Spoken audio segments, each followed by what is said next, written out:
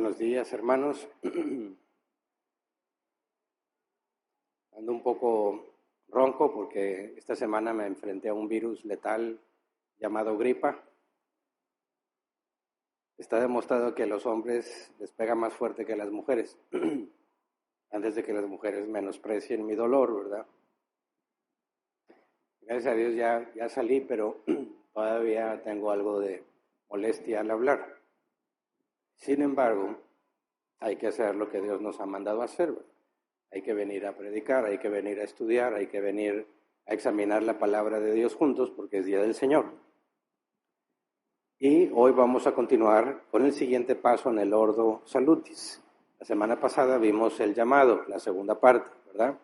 Primero nos enfocamos en entender cómo están relacionados 2 puntos de los 5 puntos de la gracia, la expiación limitada y la gracia irresistible, cómo están conectadas con el llamado, y lo vimos en 2 partes. La primera parte, hace 2 semanas, nos enfocamos en entender lo que se debe o qué significa la doctrina de la expiación limitada. Vimos qué es y qué no es. Y la semana pasada vimos la parte del llamado y la gracia irresistible. Vimos que el llamado lo tenemos que dividir en 2 partes, llamado externo y llamado interno. El llamado externo es explicar el Evangelio a la mente de las personas, darle conocimiento a su mente. Y el hecho de darles conocimiento en ninguna manera significa que van a ser cambiados o transformados. Algunos reciben ese conocimiento y lo desechan, sin embargo hay otros que sí lo aceptan y avanzan en el Ordo Salutis que estamos viendo. Vimos que este llamado externo es un mandato para todos los cristianos. Tenemos el mandato de ir y predicar el Evangelio a toda criatura. El mensaje en sí mismo no tiene poder. El llamado externo no tiene ningún poder para convencer de pecado ni para transformar a las personas. Es solamente dar información. Y la eficacia de este mensaje no depende de lo bien que lo expliques o de las capacidades del que lo dice. ¿Me explico? No hay un factor humano. Claro que puedes dar una pésima explicación y como quiera te van a hacer caso omiso de lo que dijiste. Pero a pesar de tu pésima explicación, hay personas las que sí reaccionan. Entonces, ¿cómo es que algunos sí y otros no? Bueno, el llamado externo es solamente llevar información. Por otra parte, el llamado interno o llamado eficaz es un llamado de Dios para sus elegidos. Y es un acto soberano por parte del Padre. Es el mismo Dios que dijo, sea la luz, es el mismo que te dice, ven. Y cuando Él te llama, tú vas. No hay nadie que se pueda negar y también afirmamos que ninguno es obligado. Aquí es donde entra el concepto de la gracia irresistible. Es gracia porque ese llamado no lo mereces. Y es irresistible porque no puedes negarte, pero no porque anule tu voluntad, sino porque está conectada con la regeneración. Cuando Dios hace el llamado interno, en ese mismo instante en que te dice ven, te regenera. Y hay otra serie de cosas que vamos a empezar a estudiar a partir de hoy. Pero te regenera de manera que, como hemos estudiado, que si nuestra voluntad hace lo que el deseo más fuerte quiere, cuando Dios llama a sus elegidos, los regenera y su voluntad cambia, sus deseos cambian. De manera que ahora puede acudir a Dios porque su deseo más fuerte es Cristo. Así que no anula su voluntad, cambia su naturaleza. Y ese cambio en la naturaleza hace que deseen a Cristo, su deseo más fuerte es Cristo y entonces deciden por Cristo. A esto nos referimos con que es irresistible. Nadie que ha sido regenerado desea apartarse de Cristo. Nadie que haya sido regenerado no tiene un amor por Cristo. La persona es regenerada en el instante en el que escucha el llamado interno. Por eso decimos que es irresistible. Y vimos el caso de Lázaro. Lázaro estaba muerto, no podía responder, no podía cooperar, no podía decidir salir, y Jesús le dijo, Lázaro, ven fuera. Si solo fuese información dada a Lázaro, si fuese un llamado externo, no habría ningún efecto, porque Lázaro está muerto. Pero al ser el llamado interno, una orden del Dios soberano, cuando Jesús le dice a Lázaro, Lázaro, sal fuera, provee todo lo necesario para que Lázaro salga, ¿verdad? Jesús no arrastró un cadáver afuera de la tumba y le dijo, ándale, sal. No lo arrastró hacia sí mismo llevándolo muerto, sino que en la orden Lázaro sal fuera, Jesús le da vida. Y este hombre viviente responde al llamado y sale. Esa es la analogía en cuanto al llamado interno.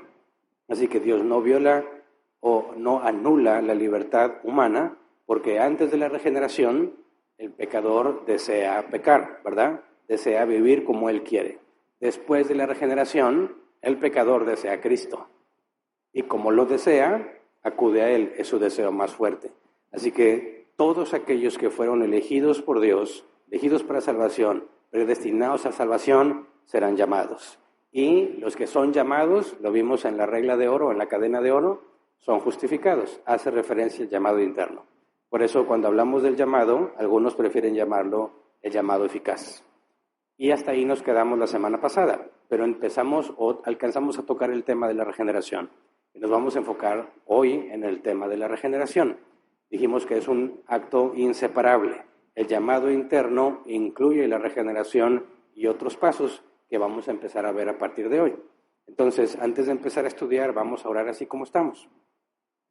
Señor, te agradecemos por este día, te agradecemos tus misericordias. Ayúdanos a entender lo que tu palabra dice. Tu palabra nos enseña que se requiere tu Espíritu Santo para que abras nuestro entendimiento y para que nos persuadas de que lo que leemos es verdad. Ayúdanos a entenderlo de tal forma, Señor, que sepamos cómo aplicarlo y que podamos explicárselo a otros. Lo pedimos en el nombre de Jesús. Amén. Bien, recordemos en Romanos 10, 29 al 30, lo que llamamos la cadena de oro. Dice, porque a los que Dios conoció de antemano, también los predestinó a ser transformados según la imagen de su Hijo, para que Él sea primogénito entre muchos hermanos. A los que predestinó, también los llamó, a los que llamó, también los justificó, y a los que justificó, también los glorificó. Y es una secuencia inquebrantable, diseñada por Dios desde la eternidad. Inquebrantable, esta es la voluntad decretiva de Dios. Y la característica de la voluntad decretiva es que es secreta. Aunque podemos entender y sacar de la Escritura todos estos pasos y el orden lógico, no sabemos quiénes van a salvarse de forma anticipada. Nosotros analizamos la evidencia en aquellos que afirman ser cristianos y esa evidencia debe cuadrar con lo que la Biblia dice para poder certificar, realmente eres un hermano en Cristo. Y como quiera nos podemos equivocar, ¿verdad? Cuando Jesús dijo que uno de sus discípulos lo iba a traicionar, nadie sospechó de Judas, ¿verdad? Nadie sospechó de Judas. Aunque todos estaban aprendiendo del mejor maestro que hay en toda la historia de la humanidad, aún así no tenían la capacidad de ver el corazón, solo Dios lo ve. Entonces, cuando nosotros le llamamos hermano a alguien, históricamente hemos visto en otras partes y entre nosotros que quienes afirmábamos que eran nuestros hermanos, resultó que no lo eran, ¿verdad? Así que toda esta parte de poder saber que ser cristiano no es un estado psicológico de la persona. No es que él está convencido de que lo es que tiene que haber evidencia. Muchos cristianos no hablan de la evidencia que debe de tener un cristiano porque no lo han entendido. Como quiera, yo me acuerdo que estando aún en muy mala doctrina, decíamos, este sí es un hermano de veras y este es un hermano frío, un hermano carnal. Ahí hay un error, no puede ser un hermano frío carnal, hermano, ¿verdad? O eres de Cristo o no lo eres, no hay puntos medios. Cuando hablamos de la regeneración, tenemos que empezar a hablar de estos temas. Así que esta secuencia inquebrantable, cuando Pablo dice, a los que predestinó a estos llamó, y a los que llamó justificó, esta parte de justificó trae implícita una serie de pasos que podemos sacar de la Escritura. Cuando nos dice que nos justificó, está englobando la regeneración, la fe, la conversión, la justificación y la adopción. 5 puntos, 5 pasos que son instantáneos, no hay lapso de tiempo entre ellos, pero tienen un orden lógico. Un orden lógico significa que es la forma en que da sentido con respecto a lo que la Biblia dice. Si cambiamos el sentido de lo que dice, ya no cuadra con la Escritura. Si cambiamos este orden de regeneración, fe, conversión, justificación y adopción, empezamos a tener problemas con la Escritura. Así que ese orden es necesario y hoy vamos a enfocarnos en la regeneración. Entonces, cuando el Padre hace el llamado interno, el Espíritu Santo aplica en la obra de Cristo en la persona y lo primero que hace es regenerarlo. Es una obra del Espíritu Santo y por eso aquí quiero empezar a entender un poco cómo los cristianos hemos dejado de lado estos temas y nos desviamos tratando de hablar de la salvación, tratando de hablar del Evangelio y nos confundimos. Si yo le preguntara a un cristiano en la calle, ¿qué se requiere para entrar al reino de los cielos? ¿Qué crees que respondería? ¿Qué responderías tú si no tuvieras el conocimiento bíblico sobre estos temas que estamos estudiando? Quizás muchos de nosotros teníamos claro esa respuesta antes de conocer la doctrina bíblica. ¿Qué se requiere para entrar al reino de los cielos? La respuesta es muy sencilla, una oración de fe. Se requiere creer, ¿verdad? Se requiere pedirle perdón a Dios por tus pecados. Y dices, bueno, sí se requiere fe, no una oración de fe. Sí se requiere una confesión de fe, en eso estamos de acuerdo. ¿Se requiere recibir a Jesús en tu corazón? ¿Te enseñaron esa? Hay que recibir a Jesús en tu corazón porque está tocando a la puerta y esperando que le abras para que pueda entrar. Ahí es donde ya no se acerca a lo que la Escritura dice, ¿verdad? Sí, yo sé que en Apocalipsis 3 dice que he aquí estoy a la puerta y llamo. Si alguno abre la puerta, entraré y cenaré con él y él conmigo. Pero hay un pequeño detalle, eso es para la iglesia Laodicea. Y es algo que Dios mandó decir a los cristianos de la iglesia Laodicea, no a un incrédulo. Jesús no toca el corazón del incrédulo pidiéndole permiso para entrar. Ya vimos que el llamado interno, el llamado eficaz es un mandato. ¿Dónde está la pregunta de si quieres o no quieres? No hay preguntas. Entonces, esto de recibir a Cristo en tu corazón no hace sentido bíblico. Pídele perdón a Dios por tus pecados. Claro que es correcto. ¿Pero qué es primero? ¿Tengo fe y luego le pido perdón por mis pecados? O como dicen, no, primero arrepiéntete y luego ten fe. ¿Cómo? O bueno, no, primero tienes fe y luego eres salvo. Ahí es donde muchos cristianos nos perdemos y no entendemos cuál es el orden correcto de las cosas. Y a la hora que tratamos de explicarle a alguien qué se requiere para ser salvo, cometemos errores graves, que desvían por completo la gloria que le corresponde a Dios y se lo damos al evangelista, al, entre comillas, profeta que está hablando, al, entre comillas, apóstol que está predicando, etcétera, etcétera. Y yo me acuerdo que escuchaba, no, es que hay que invitar al hermano acá porque Dios lo usa poderosamente. Cuando él habla, la gente se convierte. Ok, ¿a quién le acaban de dar la gloria cuando ven a cristianos, a nuevos cristianos o personas convertidas? Se la dieron a este supuesto humano hermano ungido. ¿Y dónde quedó Dios en el asunto? Así que necesitamos que venga tal predicador, necesitamos que venga tal evangelista, porque ese sí sabe. Y Dios lo excluimos por completo y le damos el mérito al humano. Ahí es donde nos desviamos con facilidad porque no estamos entendiendo qué pasa, qué hace que alguien sea salvo, cuáles son los pasos que Dios sigue. Y cuando hablamos de que primero es la regeneración, podemos hacerle esta misma pregunta a Jesús. Jesús, ¿qué se requiere para que alguien entre al reino de Dios? Y el apóstol Juan registra esa respuesta, aunque nadie se le preguntó. Jesús está hablando de esto con Nicodemo en Juan 3, 1 al 3. Dice, había entre los fariseos un dirigente de los judíos llamado Nicodemo. Este fue de noche a visitar a Jesús. Rabí, le dijo, sabemos que eres un maestro que ha venido de parte de Dios, porque nadie podría hacer las señales que tú haces si Dios no estuviera con él. Jesús le dice, de veras te aseguro que quien no nazca de nuevo no puede ver el reino de Dios, dijo Jesús. Parece que Jesús está hablando de algo totalmente distinto a lo que Nicodemo le está diciendo, ¿verdad? Pero aquí está la respuesta a la pregunta.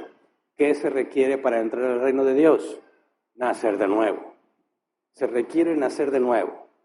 Pero no debo tener primero fe, no debo de arrepentirme primero, no debo primero confesar mis pecados para ahora sí entrar al reino de Dios.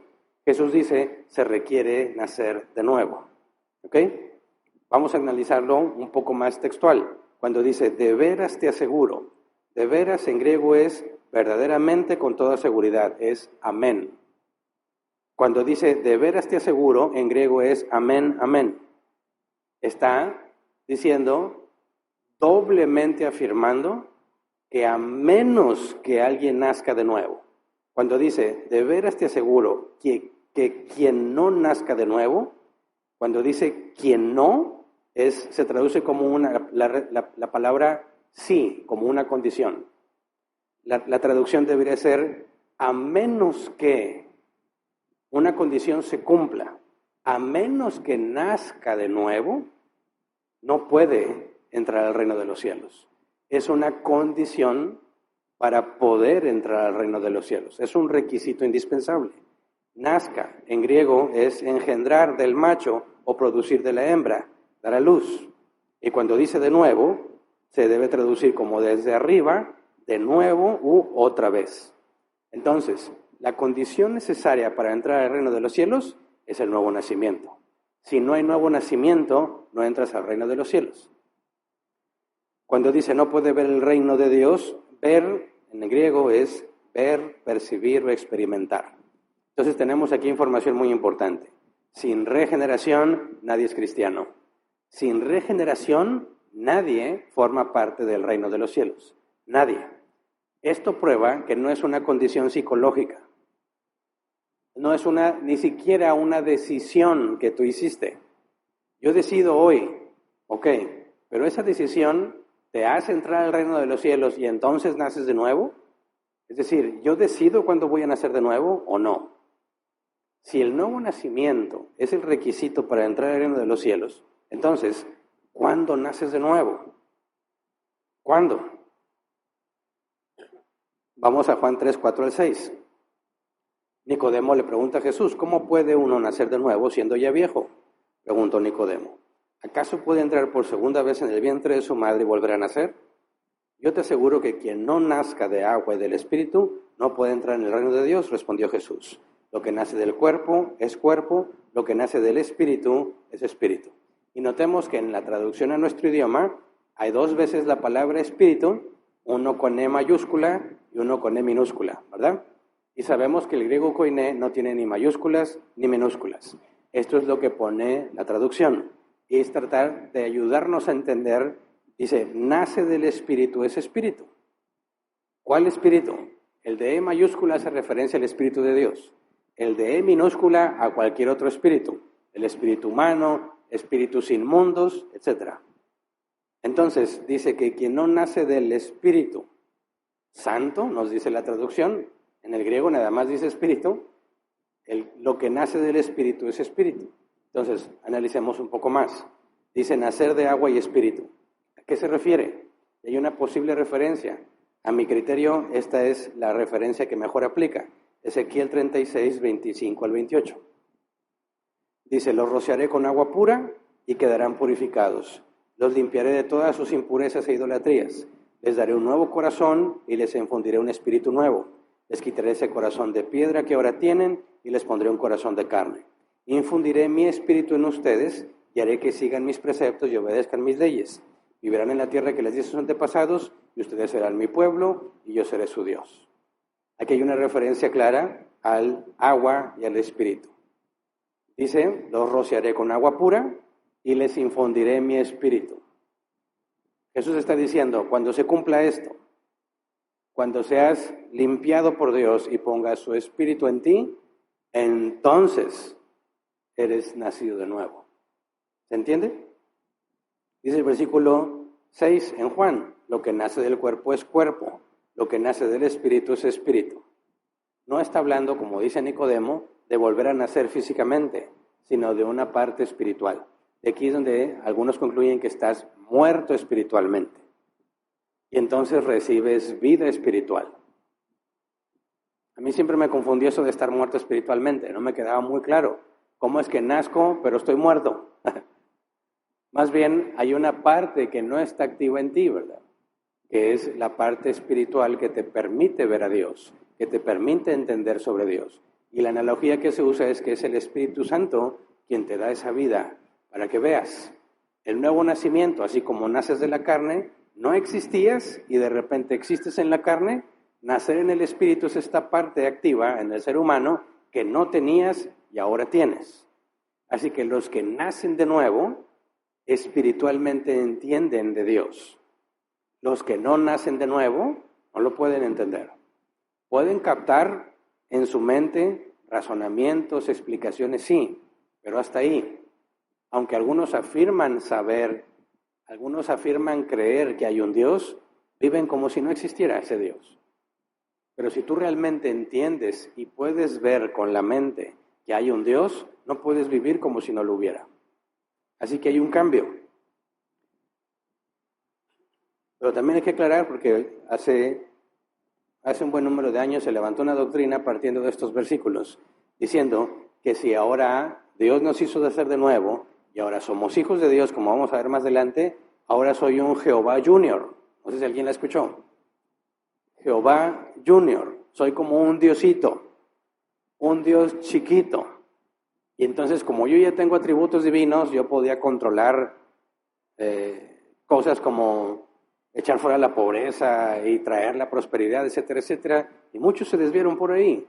No, cuando dice, infundiré mi espíritu en ustedes, y que dice lo que nace del cuerpo es del cuerpo, deja muy claro, seguimos siendo seres humanos. No somos semidioses, no somos Jehová Junior. Seguimos siendo humanos naturales, sujetos a este cuerpo de muerte. Pero hay una parte espiritual que se activa en el nuevo nacimiento. Entonces es una obra del Espíritu Santo. Y si es del Espíritu Santo, que está ligado al llamado interno, y Dios te llama cuando Él lo determina, ¿tú puedes provocarlo de alguna manera? ¿Tú podrías decidir cuándo sí y cuándo no? ¿Tú podrías planearlo? Mira, cuando los cristianos, como a mí, me dicen, si tú quieres entrar al reino de los cielos, quieres nacer de nuevo, haz esta oración de fe. Ahí tenemos un problema con la Escritura, ¿verdad? Porque ¿cuándo naces de nuevo? Cuando Dios hace el llamado interno. ¿Cuándo Dios hace el llamado interno? Cuando Él lo decidió desde la eternidad. ¿Nosotros sabemos cuándo recibiríamos el llamado interno? No. Entonces, ¿tú puedes controlar cuándo naces de nuevo? Es una pregunta capciosa. Piensa bien. ¿Tú puedes controlar cuándo naces de nuevo? Tú puedes decir, no, hoy no, pero mañana sí nazco de nuevo. No, ¿verdad? No está en tu control, porque eso Dios ya lo definió desde la eternidad. ¿Qué día vas a ser llamado eficazmente? Y ese día vas a nacer de nuevo. Así que tú no lo puedes anticipar. Cuando tú le dices a una persona, ¿quieres nacer de nuevo? Haz esta oración de fe.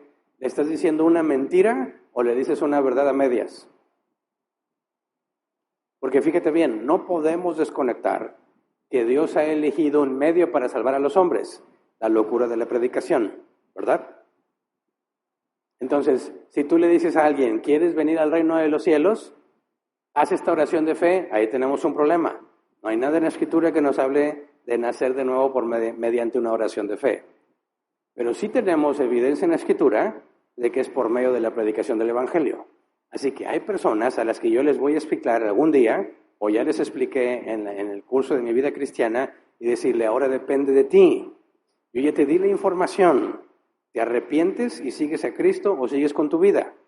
Si te arrepientes, si Dios perdona tus pecados, puedes experimentar el nuevo nacimiento. ¿Le estoy diciendo verdad o mentira?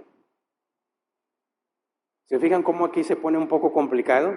A ver, yo no puedo planear si voy a nacer de nuevo, pero yo decido seguir a Cristo. ¿Por qué? Porque me hacen una invitación. Me invitan a humillarme ante Cristo, a arrepentirme de mis pecados y a seguirlo. Y yo voy a tomar esa decisión, ¿verdad? Sí, pero por lo que estudiamos la semana pasada, ¿en qué momento yo concluí que sí quería entregar mi vida a Cristo? ¿Antes o después de nacer de nuevo? Ese es el punto crucial. Así que aquí es donde muchos se me confunden, o muchos que no comprenden la doctrina bíblica están confundidos. Dicen, a ver, si yo le predico el evangelio a una persona, ¿él decide o no decide? Sí, sí decide. Entonces, ¿él decidió nacer de nuevo? No, no decidió eso. ¿Cómo no? Porque si él no hubiese decidido seguir a Cristo, ¿hubiera nacido de nuevo? ¿Qué responderías? No, aunque no quiera. Entonces, ¿para qué lo invitas? ¿Se entiende el problema? Ok. Sí, el llamado a venir a Cristo, a arrepentirte de tus pecados, requiere una decisión, ¿verdad? La persona dice, sí, me humillo ante Cristo. La pregunta es, ¿qué pasó primero?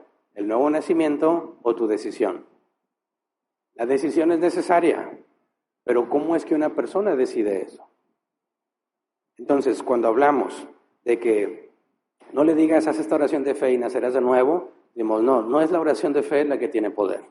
No es una estrategia. Hoy vamos a evangelizar a tantos y van a venir a la iglesia y vamos a crecer tanto este año.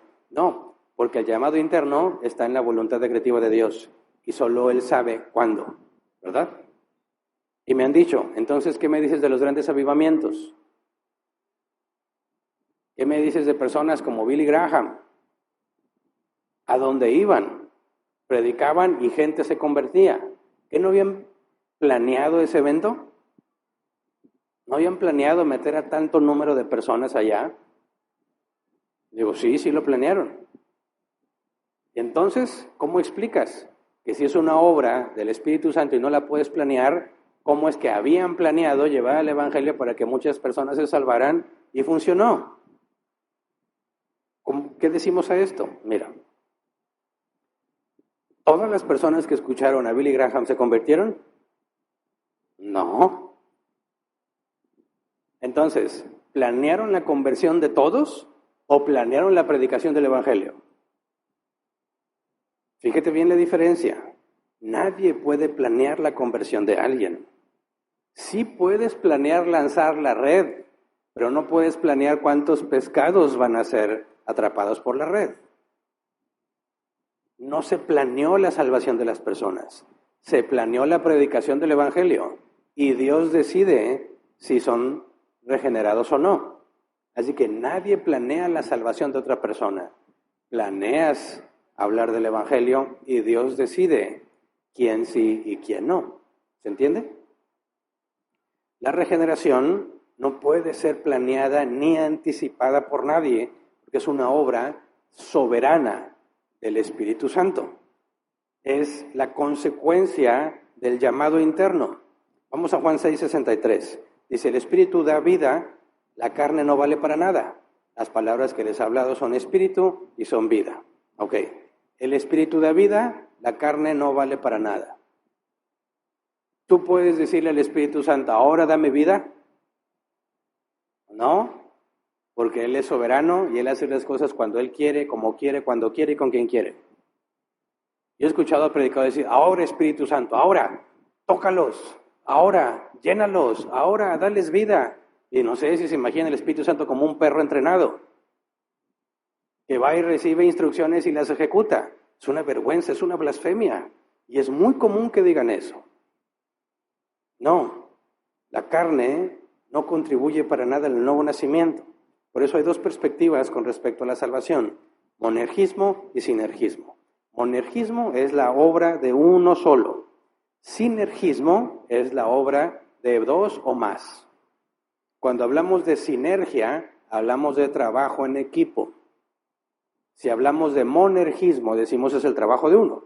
Y bueno, quien estuvo en la universidad y le tocó trabajar en equipo, aunque era equipo, muchos se van a dar cuenta que era monergismo. A uno le tocaba hacer todo el trabajo. Los otros no hacían nada. Un verdadero equipo es sinergia. Todos contribuyen para que las cosas se hagan. Y ahí estaba el irónico. Sí, es un equipo, pero esto fue puro monergismo porque yo hice todo. Aunque reconozco que una vez me llené tanto de proyectos porque tenía tantas materias en un semestre que no alcancé a trabajar en uno. Y mi equipo, en lugar de echarme, como quiera me apuntó y me salvaron de esa materia. Y estaré eternamente agradecidos con ese equipo, aunque nunca los vuelva a ver. Fue gracia. Pero el punto es que en la salvación tienes que decidir, ¿es sinergia o es monergismo? ¿Colaboras con Dios o Dios lo hace todo? Consideremos las palabras del apóstol Pablo en Efesios 2, 1 al 2. Dice, en otro tiempo, ustedes estaban muertos en sus transgresiones y pecados, en los cuales andaban conforme a los poderes de este mundo. Se conducían según el que gobierna las tinieblas, según el espíritu que ahora ejerce su poder en los que viven en la desobediencia. Pablo les recuerda lo que eran antes del nuevo nacimiento, ¿verdad? Sujetos a la voluntad de Satanás. Todos nacimos en esa condición.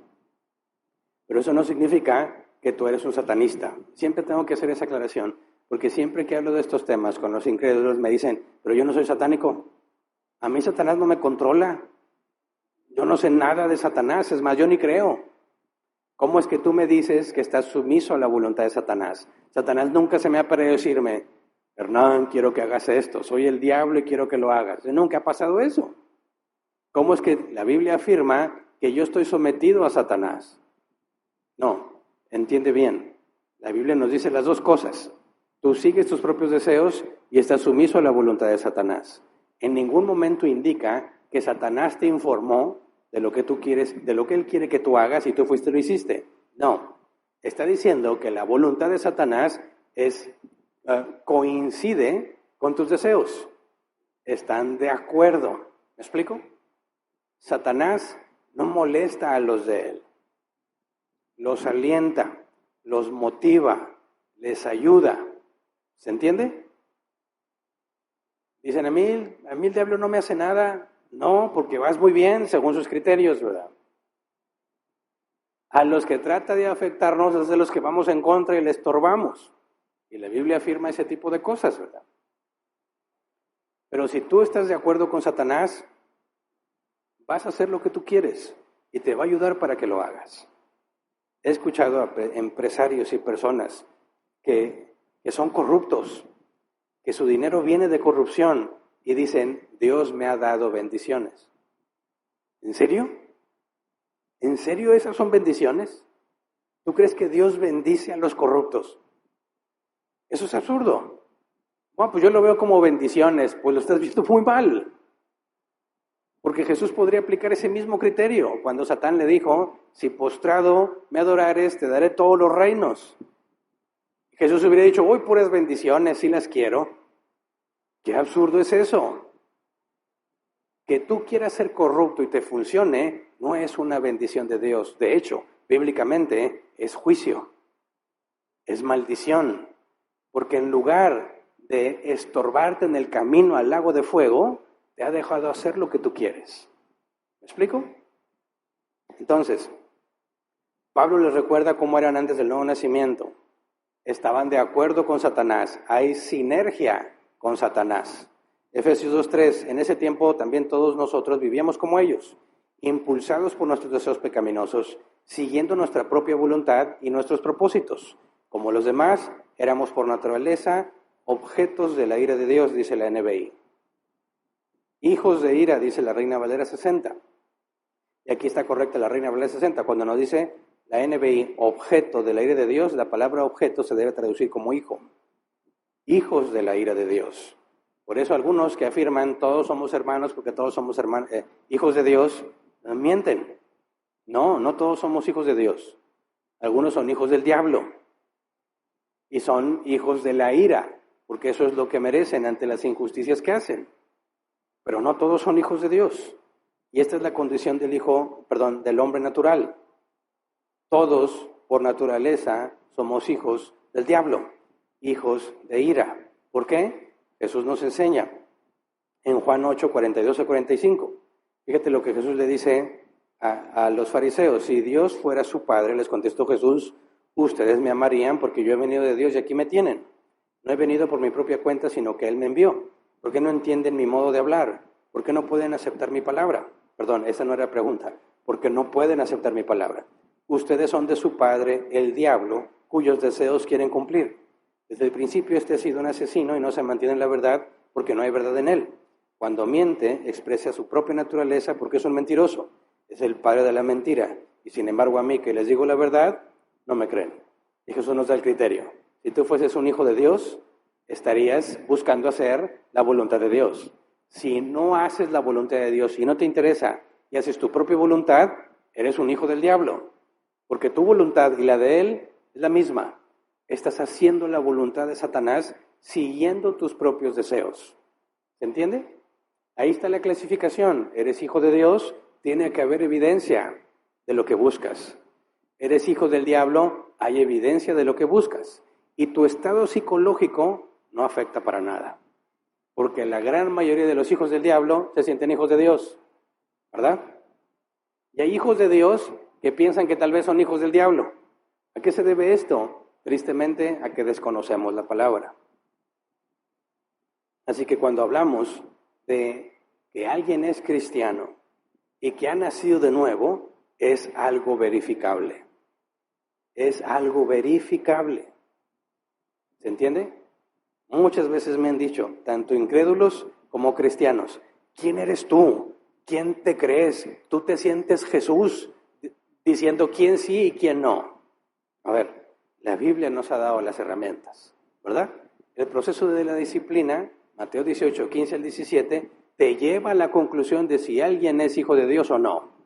Por eso es comunicado cuando no hay evidencia de que sea hijo de Dios. Y no es que me sienta como Jesús, pero la Biblia me ordena que cada vez debo ser más como Él, ¿verdad? Sé que nunca voy a llegar a la estatura del varón perfecto como lo afirma la Escritura, pero para mí sería un gran logro parecerme cada vez un poquito más. Pero el hecho de determinar quién sí y quién no, como lo he afirmado, está en la Escritura. Y podemos equivocarnos lamentablemente. Pero el juicio para saber si alguien es o no es algo bíblico. No es que yo me sienta superior o especial, es lo que la Biblia afirma. Si alguien es ciudadano del reino de los cielos, nació de nuevo. Y si nació de nuevo, no es como el mundo. ¿Se entiende? No es como el mundo. ¿Por qué no es como el mundo? Porque sus deseos son distintos. Si mi deseo es hacer la voluntad de Dios y otro tiene el deseo de hacer lo que le plazca, nuestras vidas van a ser muy diferentes. ¿Se entiende? Y no tengo que estar viendo a ver qué hacen para no hacerlo. No me importa lo que hacen ellos. Me importa en lo que la Biblia dice que debo de hacer. Y el solo hecho de enfocarme en lo que Dios dice me lleva a decisiones muy distintas, ¿verdad? Me lleva a formas de vivir muy distintas. Me lleva a tener un matrimonio muy distinto. Me lleva a educar a mis hijos muy distinto. Aunque yo no quiera ser distinto, el hecho de enfocarme en hacer lo que Dios quiere me hace totalmente diferente al mundo. Y eso es verificable. ¿Se entiende? Es verificable, es observable. Juan 8:34, ciertamente les aseguro que todo el que peca es esclavo del pecado, respondió Jesús. ¿Cómo sabes que alguien está esclavizado al pecado? ¿Por qué no puede dejar de pecar? Nosotros tampoco podemos dejar de pecar. Y afirmamos que somos del reino de los cielos. Entonces, ¿cómo sabes que alguien es esclavo del pecado? Porque eso es lo que más ama. Y eso es lo que termina siendo. ¿Se entiende? ¿Qué es lo que más amas? ¿Tu voluntad? ¿Aplicar la libertad que tú afirmas tener? ¿Hacer lo que tú consideres mejor? Estás esclavizado. Pero yo no soy esclavo, si lo eres. ¿Cómo puedes afirmarlo? Deja de pecar para que veas que estás esclavizado. Deja de hacer lo que estás haciendo y haz lo que Dios dice, a ver si puedes. No puedes. Estás esclavizado al pecado. Entonces tú también. No. Pero yo tampoco puedo dejar de pecar. ¿Cómo es que yo no estoy esclavizado al pecado? Yo estoy sujeto a este cuerpo de muerte, es lo que enseña la Escritura. Pero en mi interior anhelo hacer la voluntad de Dios, pero mi cuerpo me estorba. Esa es la diferencia. ¿Se acuerdan de la analogía de las ovejas y los cerdos? Las ovejas tienen la capacidad de tropezar y caer en el lodo. Tienen la capacidad de ensuciarse, pero no es el estado natural de la oveja. ¿Cuál es el estado natural de un cerdo? Estar en el lodo. Se revuelca y busca constantemente estar en el lodo. Esa es la diferencia entre el que ha nacido de nuevo y no. Yo nací de nuevo y tengo la capacidad de enlodarme, pero no es mi estado natural y no es lo que busco en mi vida. Pero fracaso, tropiezo. En cambio, el que no ha nacido de nuevo se deleita en cumplir sus deseos, se deleita en hacer sus propósitos aunque sabe que está mal. ¿Se entiende? Entonces, Efesios 2, 4 al 5, pero Dios, que es rico en misericordia, por su gran amor por nosotros, nos dio vida con Cristo, aun cuando estábamos muertos en pecados. Por gracia, ustedes han sido salvados. Así que, sí, éramos puercos, cerdos, en el lodo. Y cuando Dios le plació, te convierte en una oveja. Medio nos enlodamos todavía, tristemente, pero no es nuestro estado, no es nuestra práctica, no es nuestro objetivo. Repudiamos el pecado una vez que lo cometemos. Sí, como los demás, anhelamos muchas veces el pecado, porque nos promete felicidad, nos promete placer, pero miente. Aunque me da placer, dura muy poco y felicidad no me la da. Porque si yo soy un hijo de Dios, no puedo ser feliz pecando. En cambio, el mundo sí. Es feliz haciendo lo que hace. Tiene muchos otros problemas, sí, pero lo disfruta. Efesios 2, 8 al 10, porque por gracia ustedes han sido salvados mediante la fe. Esto no procede de ustedes, sino que es el regalo de Dios. No por obras para que nadie se jacte, porque somos hechura de Dios, creados en Cristo Jesús para buenas obras, las cuales Dios dispuso de antemano a fin de que las pongamos en práctica. Así que si por gracia somos salvados, tú no aportas nada. Si por gracia eres salvado, no hay sinergia. Es una obra de Dios. Cuando dice somos hechura de Dios, creados en Cristo Jesús, está hablando del nuevo nacimiento. Creados para buenas obras. Nada de que, como ya soy salvo, puedo pecar lo que quiera, que al cabo me voy a salvar. No. Eso es un engaño. Si yo fui nacido de nuevo, yo fui creado para buenas obras. Y deben de ser evidenciables. Debe de haber evidencia objetiva de mi salvación. Así que definitivamente la salvación es la obra de uno. La única postura bíblica es el monergismo. No hay forma de que podamos cooperar. Y Pablo lo dice de manera contundente, Efesios 2, 8 al 9. Por gracia ustedes han sido salvados mediante la fe. Dice, versículo 9, no por obras para que nadie se jacte. Yo no participé en absoluto ni en el nacimiento carnal. Mi mamá no me preguntó si quería venir. De repente aparecí, ¿verdad? Y en el nacimiento espiritual tampoco se me cuestionó. Simplemente nací de nuevo. Por obra del Espíritu Santo, de acuerdo a la predestinación, de acuerdo a la elección. Tito 3:5. Él nos salvó no por nuestras propias obras de justicia, sino por su misericordia. Nos salvó mediante el lavamiento de la regeneración y de la renovación por el Espíritu Santo. Así que es totalmente contrario a la Escritura decir que si yo hago esto, nazco de nuevo. Porque eso sería sinergia, ¿verdad? Estaría diciendo, a ver Dios, yo hago esta parte y tú haces esta. Trabajo en equipo. No. Yo no quería nada con Dios y un día me regeneró. Esa es la explicación bíblica. Pedro también nos enseña sobre el nuevo nacimiento, afirmando que es misericordia. 1 Pedro 1, 3 al 5. Alabado sea Dios, Padre de nuestro Señor Jesucristo, por su gran misericordia nos ha hecho nacer de nuevo, mediante la resurrección de Jesucristo, para que tengamos una esperanza viva y recibamos una herencia indestructible, incontaminada e inmarchitable. Tal herencia está reservada en el cielo para ustedes, a quienes el poder de Dios protege mediante la fe, hasta que llegue la salvación que se ha de revelar en los últimos tiempos. Y también está hablando de la cadena de oro, ¿verdad? Ya está reservada nuestra herencia. Nos hizo nacer de nuevo. Nos preserva mediante la fe hasta que llegue la salvación. Está hablando del proceso que estamos estudiando. Y afirma que es misericordia. Ahora veamos cómo lo explica Jesús en Juan 3, 7 al 8. Dice, no te sorprendas que te haya dicho, tienen que nacer de nuevo. El viento sopla por donde quiere y lo oyes silbar, aunque ignoras de dónde viene y a dónde va. Lo mismo pasa con todo el que nace del Espíritu. Entonces, esta analogía es muy importante. Tú sabes que hay un viento que sopla, y de hecho hay pronosticado vientos de hasta 100 kilómetros por hora el día de hoy. Hay una recomendación y una alerta de protección civil para que todas las cosas que el aire se pueda llevar, las guardes o las protejas. Pero ¿cómo sabes que hay viento? ¿Lo puedes ver? No, pero lo puedo sentir. Puedo ver sus efectos, ¿verdad? Dice Jesús, así como el viento, no sabes de dónde viene ni a dónde va, lo mismo pasa con el que nace del Espíritu. No lo puedo ver, pero se puede ver los efectos. Así es como es el nacimiento del Espíritu Santo. Nadie puede anticiparlo. Entonces, si es monergismo y alguien debe nacer de nuevo para entrar al reino de los cielos, ¿qué tiene que hacer la persona entonces? ¿Hay algo que tenga que hacer para salvarse o no hay nada que hacer? ¿Sí o no? A ver, llega alguien contigo. ¿Qué tengo que hacer para ser cristiano? ¿Qué le dices? Arrepiéntete de tus pecados. Deja de vivir como tú quieres vivir. Haz lo que Jesús dijo.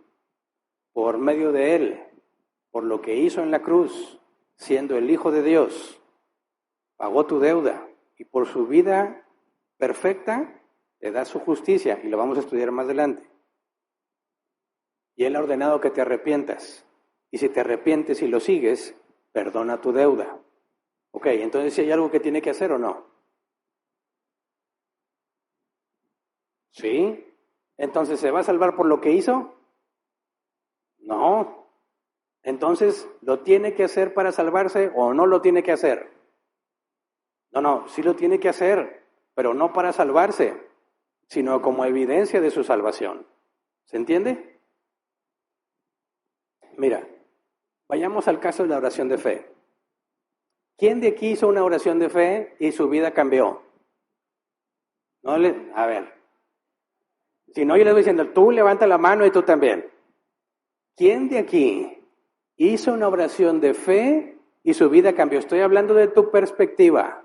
Un día hice la oración de fe y mi vida cambió. A ver, ándeles, no se hagan. Ok, sí. Entonces, ¿hiciste algo para salvarte? Dicen, pues la oración de fe. No, esta es la parte de la confusión y por eso el llamado interno y la regeneración deben solucionarlo. Mira, examínate a ti mismo. Recuerda ese día, si es que lo recuerdas. Si te da la memoria para tanto, quizás. Cuando te dijeron, hay alguien que quiere entregar su vida a Cristo, ¿verdad? Levante su mano. Digo, eso pasa en las iglesias pentecostales muy seguido y sigue pasando, ¿verdad? Levante su mano. ¿Cuántas manos? Ahí hay otra mano levantada. Ahí hay otra. Gloria a Dios. Eso es lo que dicen, ¿verdad? Y a veces yo abría los ojos y no había nadie, pero lo dicen para que te animes. Como el que pasaba en los camiones vendiendo, ¿verdad? Palomita, chicles, allá atrás, ahorita llego. Palomita, chicles, muéganos, ahorita voy.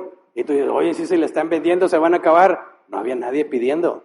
Es su estrategia de venta para que sientas presión y compres, ¿verdad? Bueno, eso también lo vi en las iglesias.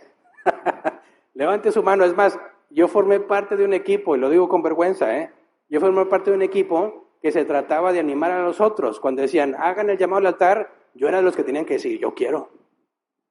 Y si me sentaba a un lado de los que no eran cristianos para que él viera cómo yo sí levanto la mano. Y él diga, mira, no, pues yo también. Yo ya era cristiano. Pero lo haces para tratar de convencerlos, ¿verdad? Es marketing.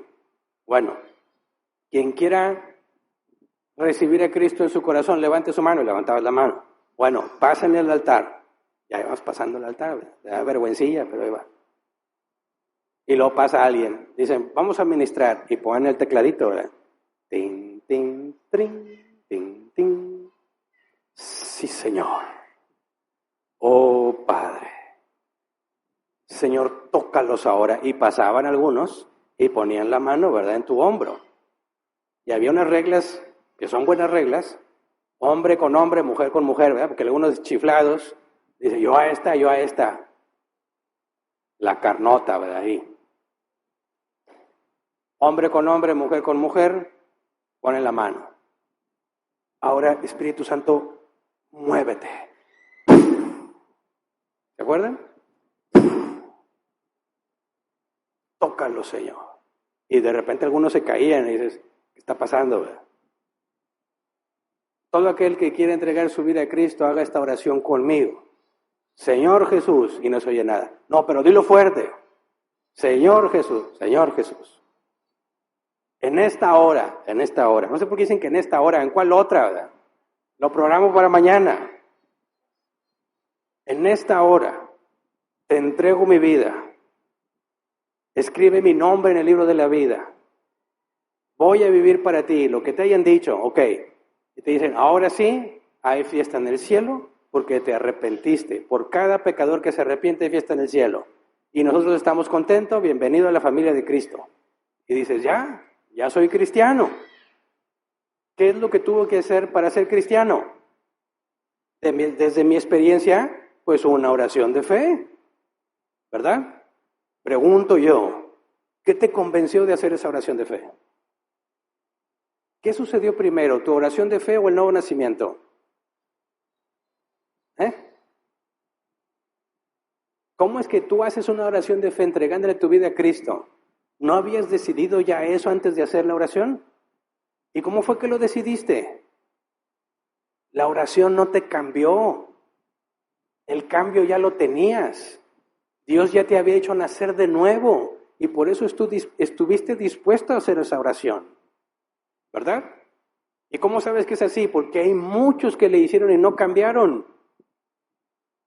Hay muchos que hicieron la oración de fe y no cambiaron. Y algunos sí cambiaron. ¿Qué pasó?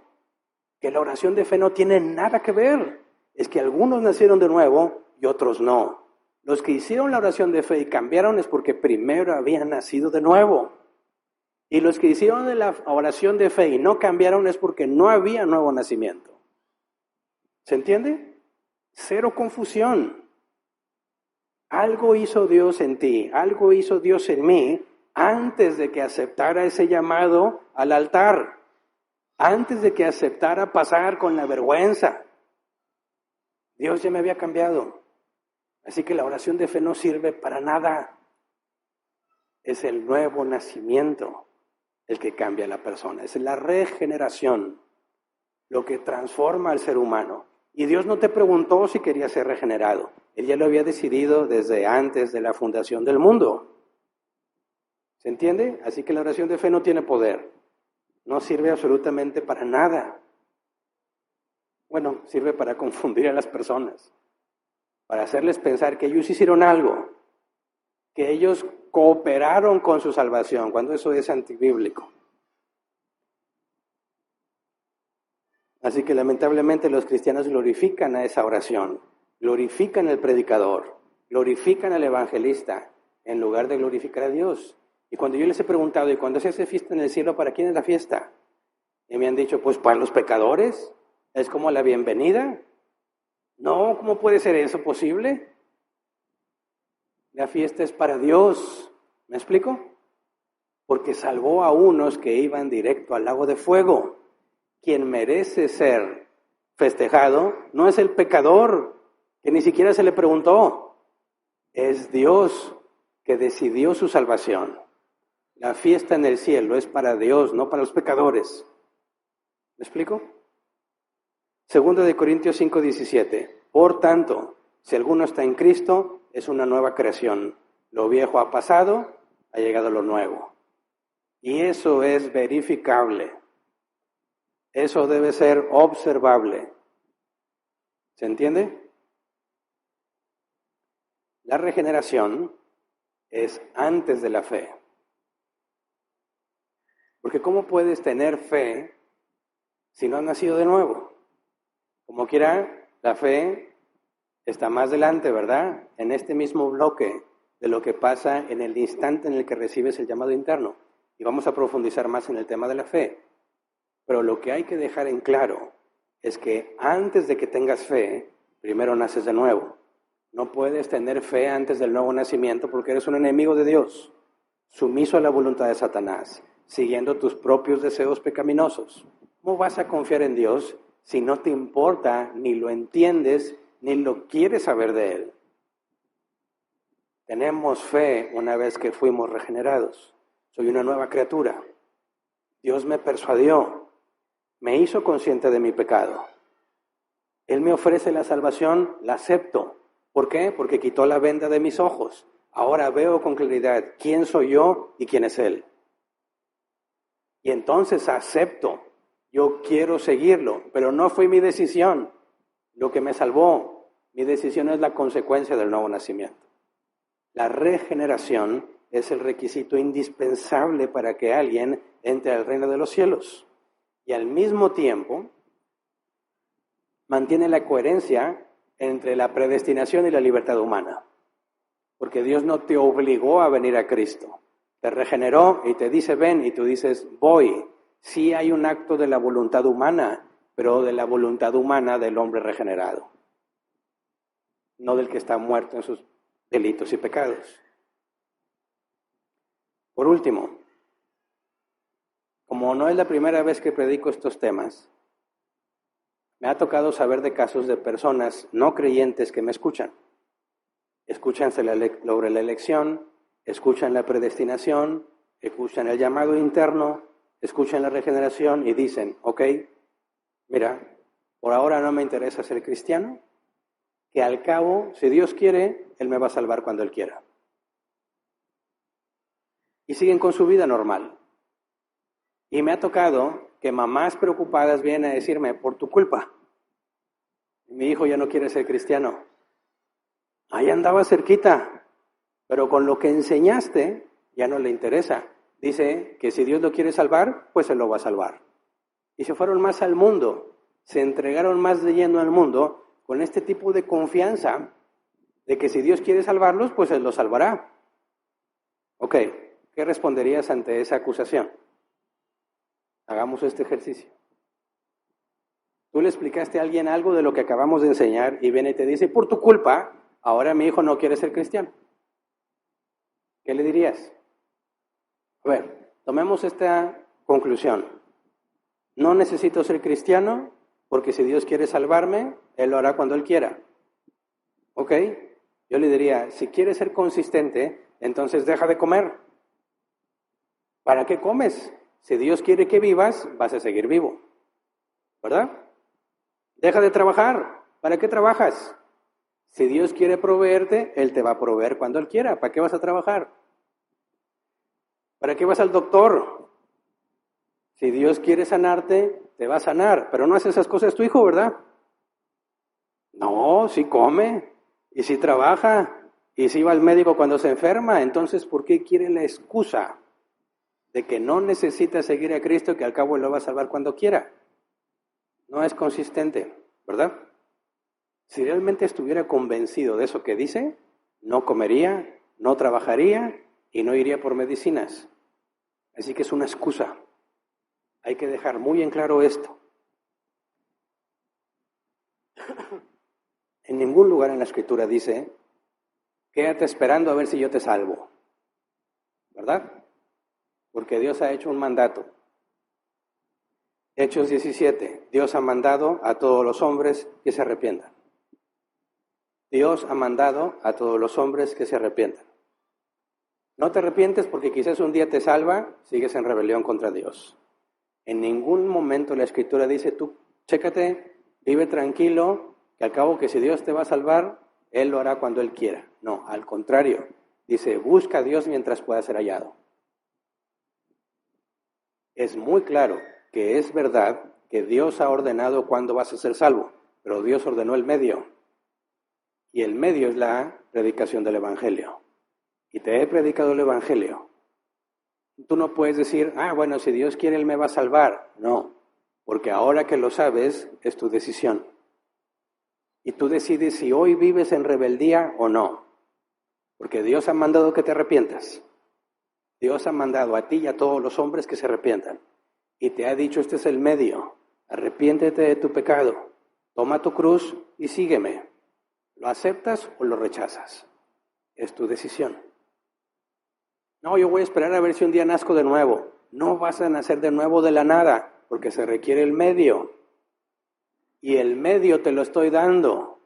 Te prediqué el Evangelio. No hay nada más que esperar. No hay nada más que Dios vaya a hacer.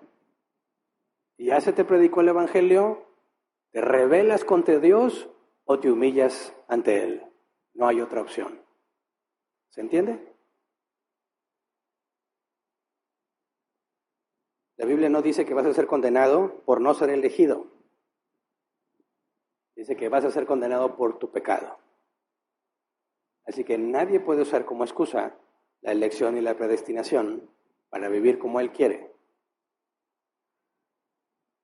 Cada que una persona escucha el Evangelio y lo desprecia, se hace más responsable de su pecado.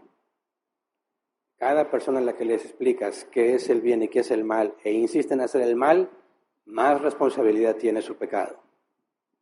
Nadie puede excusarse en la predestinación, porque es cierto que Dios predestina, pero hay un medio para salvación. Y si se te ha ofrecido ese medio y lo desprecias, estás en rebelión. No hay justificación y mereces la condenación. Así que como la Escritura afirma, busca a Dios mientras pueda ser hallado. Un día la puerta se cerrará, ya sea que mueras o Cristo venga. Y no hay más esperanza para el ser humano. Así que la voluntad humana tiene que ver, sí, cuando una persona responde afirmativamente, desde su perspectiva lo está haciendo él. Y es razonable, es cierto, lo está haciendo él, debido a algo que Dios hizo. ¿Se entiende? Entonces, la regeneración es el requisito indispensable para entrar al reino de los cielos. Cualquiera que afirma ser cristiano está diciendo, yo nací de nuevo. Y si tú afirmas que naciste de nuevo, debe haber evidencia en tu vida del nuevo nacimiento. Debe haber una evidencia de la búsqueda de la voluntad de Dios. Debe haber evidencia del avance obedeciendo a Cristo. Nadie puede afirmar que es cristiano y al mismo tiempo vivir como el mundo. Miente tal persona. No es cristiano y no ha nacido de nuevo. Y los que decimos que lo somos, hay que demostrarlo. ¿Se entiende? Y vamos a ponernos de pie y vamos a orar.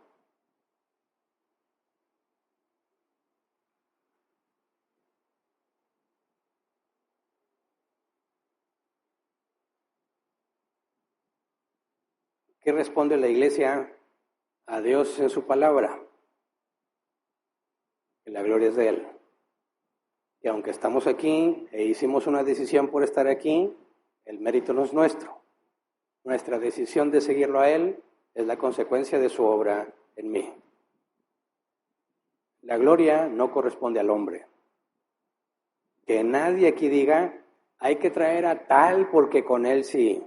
Hay que traer a fulano porque él sí tiene la unción, él sí tiene el poder. No, es Dios quien usa a quien quiera, a quien Él quiera, por más bruto que esté la persona, por más ignorante que esté la persona. Dios usa a quien Él quiera porque el poder es de Él y Él ya lo definió.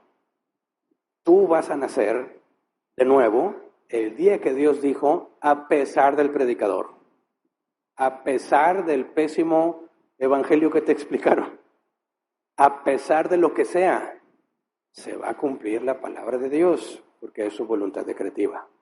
Y eso nos debe de dar paz para predicar con confianza, porque no depende de ti y no depende de mí, no depende de mi capacidad, depende de Dios. Tú haz lo mejor que puedas explicándolo. Dios tiene el poder para convertir a las personas a pesar de ti y a pesar de mí. ¿Me explico? Que vamos a orar. Gracias, Señor, porque nos has dado una gran encomienda, dedicar el Evangelio a toda criatura. Y no está en nuestra capacidad de hacer toda la gran comisión. Hacemos una parte de lo que nos permites hacer. Ayúdanos a ser fieles a la hora de hablar de tu palabra, para poder hablar con confianza y con seguridad, sabiendo que no depende de nosotros. El llamado interno lo haces tú y el llamado interno va acompañado de la regeneración. Ayúdame a entender, Señor, que si yo predico de tu palabra, predico tu evangelio y alguien acepta y alguien se acerca y hay evidencia del nuevo nacimiento, no fui yo, fuiste tú a pesar de mí. Y de la misma manera, Señor, cuando yo le hablo a alguien del evangelio y me esfuerzo por explicarlo claramente y no les importa y lo menosprecian, no soy yo, Señor. No es a mí a quien rechazan, es a ti a quien rechazan. Ayúdame, Señor, a no cargar con la culpa de aquellos que no quisieron seguirte a pesar de que les expliqué, a pesar de que les enseñé, a pesar de que les tuve paciencia y aún así no quisieron.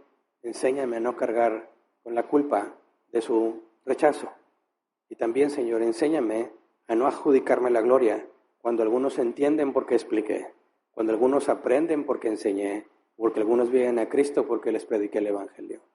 No soy yo en ninguno de los casos, Señor. Eres tú.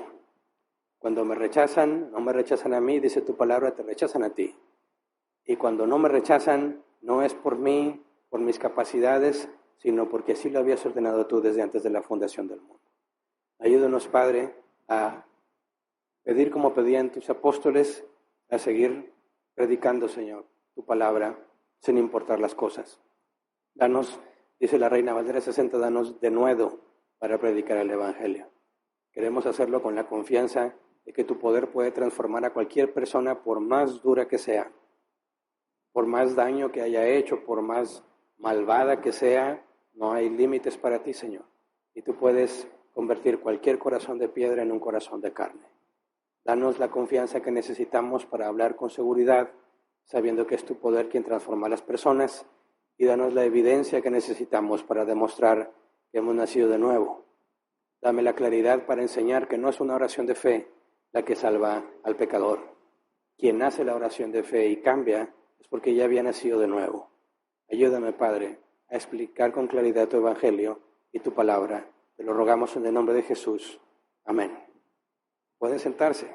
Pasemos a la sección de preguntas si es que las hay. 15 minutos como máximo para tratar de responderlas. ¿Sí? Si hay preguntas. Bien, empiezo a leer. Dice Miki, buenas tardes, pastor. En Juan capítulo 3, versículo 5, cuando habla de nacer de agua y del Espíritu, ¿se refiere al bautismo? Y si es así, ¿cómo se salvaron nuestros ancestros antes del bautismo? ¿No? Mira, si fuese cuestión del bautismo, el bautismo sería un medio para salvación, ¿verdad? Lo cual acabamos de demostrar que así no es. Y el ejemplo más claro es el ladrón en la cruz. Jesús fue crucificado en medio de dos ladrones, ¿verdad? Un ladrón, bueno, al principio los dos ladrones le reprochaban a Jesús, le injuriaban, y luego uno entra en razón y reprende al otro que reprochaba a Jesús y le dice: Jesús, acuérdate de mí, ¿verdad? Cuando vengas en tu reino. Y Jesús le dijo: estarás conmigo en el paraíso. Fue salvo sin bautizarse, ¿verdad? Si el bautismo fuese un requisito para la salvación, ahí tendríamos un serio problema con el ladrón en la cruz. ¿Me explico? Ahora, eso no significa que entonces no hay que bautizar a nadie, como quiera se salvan, porque el bautismo es parte de la gran comisión. Ir y hacer discípulos a todas las naciones, bautizándolos en nombre del Padre, del Hijo y del Espíritu Santo. Nos bautizamos en obediencia, como señal de nuestra conversión, porque el bautismo simboliza entrar al agua y salir de ella, es entrar a la tumba y salir de ella. Ya no vivo yo, mas vive Cristo en mí. El viejo hombre muere, soy un hombre nuevo. Y al mismo tiempo anuncia lo que pasará en el futuro. Moriré, pero cuando Cristo venga, resucitaré. Así que el bautismo lo hacemos en obediencia como una señal pública de nuestra conversión. Para la salvación no se requiere el bautismo. Siguiente.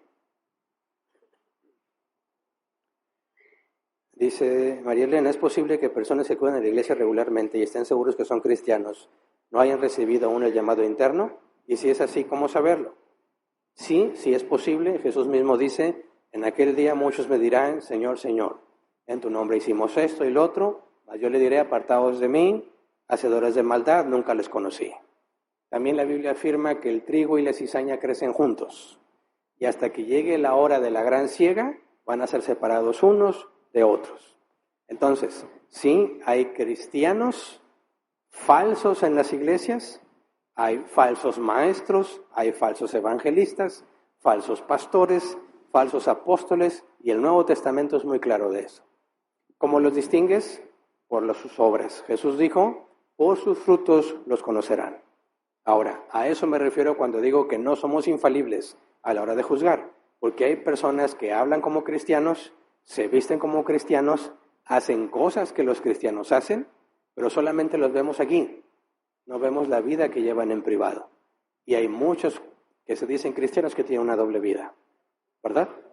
Y hasta que Dios los saca a la luz, entonces tenemos los medios bíblicos para juzgar y excomunicar a tal persona. Así que hay unos que son evidentes porque sus obras los ponen en evidencia. Hay otros que nosotros no vemos esas malas obras y quizás nunca las vamos a ver. Y pueden morir convenciendo a muchos de que eran cristianos sin haber nacido de nuevo. Pero en el día de la resurrección nos daremos cuenta porque no estarán allí. Así que nosotros podemos ser engañados.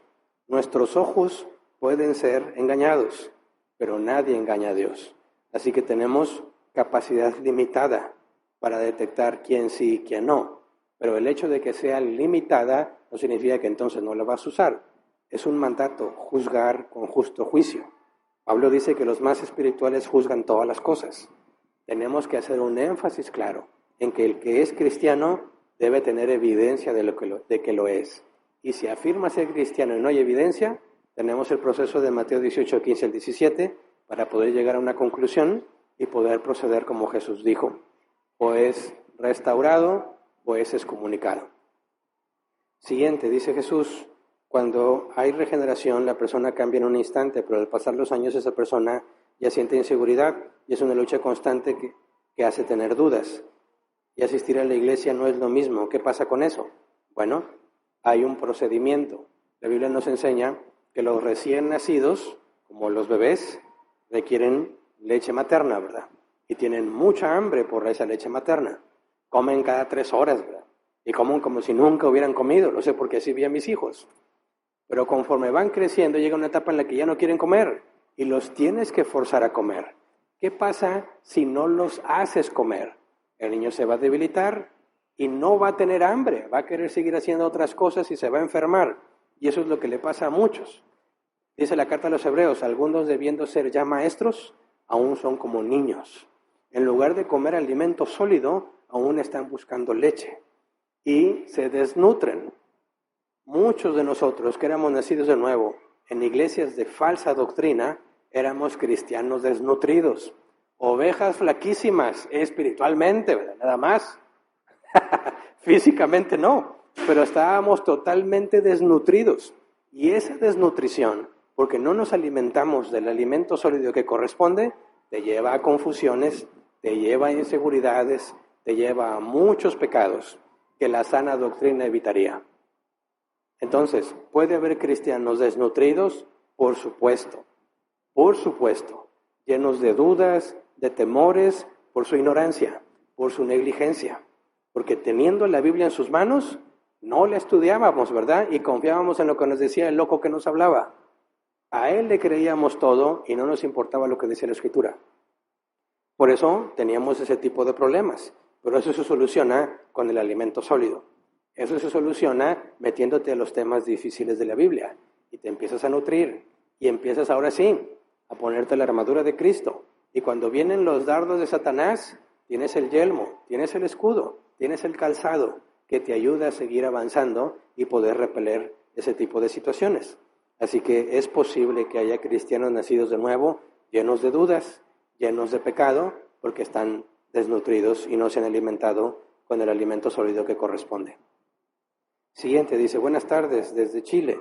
Una persona que dice que ha nacido de nuevo, ¿es normal que no quiera congregarse? Porque se dio cuenta que todas las congregaciones son empresa familiar. Mira, hay una contradicción aquí. Quien ha nacido de nuevo, vamos a verlo más adelante en el tema de la adopción, ahora eres parte de la familia de Cristo. Y la familia de Cristo busca a sus familiares, no sé si me explico. Un cristiano necesita estar con otros cristianos y busca a otros cristianos para crecer juntos, para ayudarse unos a otros. Cuando alguien dice, yo soy nacido de nuevo, que nada más hemos estudiado hasta aquí, nos falta la conversión, nos falta la fe, nos falta entender la parte del arrepentimiento, la parte de la justificación, la parte de la adopción. Pero cuando alguien afirma que es cristiano, está diciendo, yo soy parte de la familia de Cristo, estoy en el reino de Dios. No nada más busco hacer lo que yo sé que debo de hacer, porque también la Biblia nos enseña, y lo vamos a estudiar, que recibimos dones para edificar a la iglesia. Y tenemos un mandato de usar estos dones, no para beneficio propio, sino para beneficio de los demás. Primero a los de la familia de Dios y luego al mundo. Entonces, cualquiera que afirma que es cristiano debe entender y saber que necesita congregarse para obedecer a Dios y poner los dones que le dio a él al servicio de los demás. Un cristiano que dice yo necesito congregarme o está seriamente desnutrido o no es cristiano. ¿Se entiende? O está seriamente desnutrido porque no conoce la palabra de Dios o no es cristiano. Pero no puedes definirlo simplemente con el hecho de que no quiera congregarse. Hay que empezar a llevar el alimento sólido, ¿verdad? Hay un mandato específico, no dejes de congregarte, como algunos tienen por costumbre. Dile, a ver, ¿cómo resolvemos esa? ¿Cómo resolvemos que tienes que poner tus dones al servicio de los demás? No, bueno, es que no hay iglesias. Bueno, ok, yo lo he dicho a nuestros hermanos que están en otros países, en otras ciudades. Les hemos dicho en varias ocasiones y lo repito, nosotros no somos un reemplazo de una iglesia. Escucharnos en nuestras transmisiones en línea no es lo mismo que congregarse. Oye, pero todas las iglesias que conozco son de falsa doctrina. Así le decían unos muy buenos hermanos nuestros de Colombia, a quienes estuvimos ayudando con estudios durante un par de años, si no me equivoco, hace ya un buen de años también. Y ellos afirmaban, no hay iglesias bíblicas. Bueno, tú sal a buscarla, tú ve y busca, ve y pregunta, recorre todo lo que esté cerca y todo lo que esté lejos. ¿Y saben qué pasó con estos buenos hermanos colombianos? Encontraron una iglesia que ellos se dijeron en 2 años que no encontraban y esa iglesia ya tenía 5 años establecida. Así que sí hay, pero no las he encontrado. Ahora, si en realidad no hay, ¿qué es lo que deberías de hacer? La gran encomienda, ir y hacer discípulos. Lo que tú sabes, empieza a enseñárselo a otros. Y empiecen a congregarse. No son una iglesia todavía, son un grupito que se reúne, como hacía el apóstol Pablo cuando empezaba a predicar. Así empezamos en Árbol Plantado. En mi casa nos reunimos a estudiar. ¿Por qué? Porque no conocíamos ninguna iglesia que fuese bíblica. Las había, seguramente, pero no las conocimos. Y Dios le plació y le agradó empezar una congregación. Así que ningún cristiano puede decir, pues yo no me congrego porque no hay dónde. No tienes dónde, entonces empieza algo. Pero no puedes decir que no necesitas congregación. Siguiente. Dice Yareli, buen día. Llega a ser un poco confuso la predicación de la semana pasada donde vimos que solo podemos llegar a Dios por Él, por su llamado irresistible. Y hoy vemos que depende de nosotros el estar o no en rebeldía. ¿Cómo coexisten ambas cosas si no podemos resistirnos al llamado de Dios? Bien, qué buena pregunta.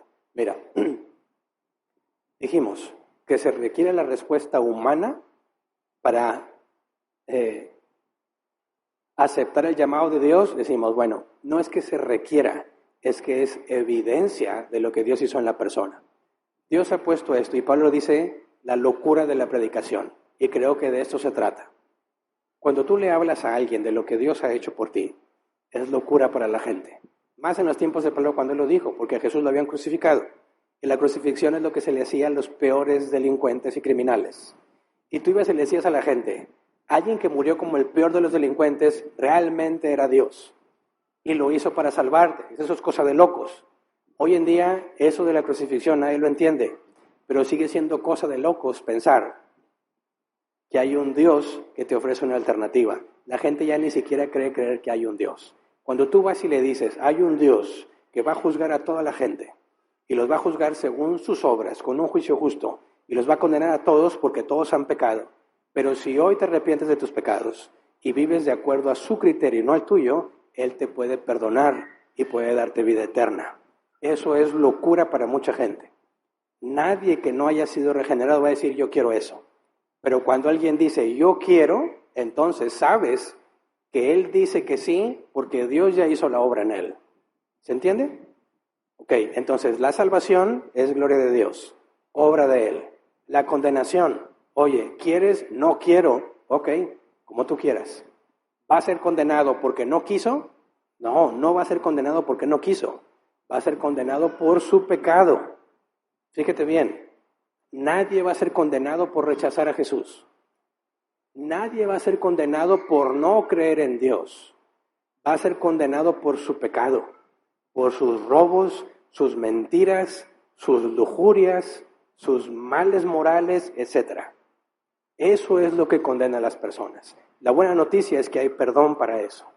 Pero con respecto a la pregunta que me hacen, entonces, ¿cómo dice, si yo no puedo ir a Dios porque su llamado es irresistible, pero si yo rechazo a Dios, entonces sí soy condenado? Sí, todos rechazamos a Dios de forma natural. Todos merecemos la condenación. Cuando Dios decide salvar a algunos, es gracia y misericordia. Cuando decide no salvar a otros, es justicia. A nadie le hace injusticia. Entonces, todos vamos camino al lago de fuego y Dios decide a quién salva de ahí. Entonces, cuando alguien dice, yo quiero seguir a Cristo, es la consecuencia de la obra que hizo. Fue regenerado. Todos los demás van a decir, no quiero, no me interesa. Y no van a ser condenados por rechazarlo, van a ser condenados por sus pecados. Rechazaron la única oferta que tenían. Algunas personas solo escuchan una vez el Evangelio y no lo vuelven a escuchar nunca. Cuando tú lo rechazas, tú mismo estás diciendo, yo quiero que se me juzgue según mis obras. Cuando tú aceptas el Evangelio, estás diciendo, yo no quiero ser juzgado según mis obras, quiero ser juzgado según lo que hizo Cristo. ¿Se entiende? Pero que una persona diga eso es porque Dios ya le hizo nacer de nuevo. Entonces, no hay conflicto. La voluntad humana sigue vigente. Tú decides no porque estás en tus pecados y tus delitos, o tú decides sí porque te hizo nacer de nuevo. Tu decisión no determina si vas a ser salvo o no. Tu decisión me dice si eres salvo o no. Espero que se entienda la diferencia. Otra pregunta, dice David, buen día pastor, Dios lo bendiga. Sobre esta pregunta, nacer de agua y del Espíritu, ¿no se refiere al nacimiento en la carne? ¿Se rompen las fuentes justo antes de nacer y el agua? Pregunto porque justo después de allí en el verso dice que lo que es nacido de la carne es carne es y lo que nace del Espíritu, Espíritu es. Bueno, es que dice que se requiere nacer del agua y del Espíritu. Y bajo la pregunta de Nicodemo, ¿puede el hombre volver al vientre de su madre para nacer? Dices, no puede referirse al nacimiento carnal, porque está diciendo Jesús, no es eso, no vuelves a nacer según la carne, está hablando de algo espiritual. Por eso no creo que haga referencia al nacimiento carnal de nuevo, porque Jesús lo que está tratando de explicar es que el nuevo nacimiento no es de la carne. Por eso la profecía sobre ser rociado con agua para ser purificado e infundir el Espíritu habla de un nuevo nacimiento con agua y Espíritu. Creo yo, aunque no hay una forma de decirlo con toda certeza, porque la Biblia no nos dice la cita, creo que ese pasaje es el que mejor encaja y el que mejor explica. Hay cristianos más preparados que yo que no están de acuerdo conmigo y no tengo problema. En este caso tenemos que decir, como la Biblia no nos dice cuál pasaje es, existen otras posibilidades, tú considera la que creas que más encaja con el texto. Yo no tengo ningún problema, ¿verdad? Se acabó el tiempo, ¿verdad? Bien. ¿Hay avisos en línea? Sí hay. Un recordatorio para todos los que son miembros de la iglesia. Próximo 8 de agosto es la Mesa del Señor. Aquí los esperamos a las 7:30 p.m. Mesa del Señor para todos los que son miembros de la iglesia.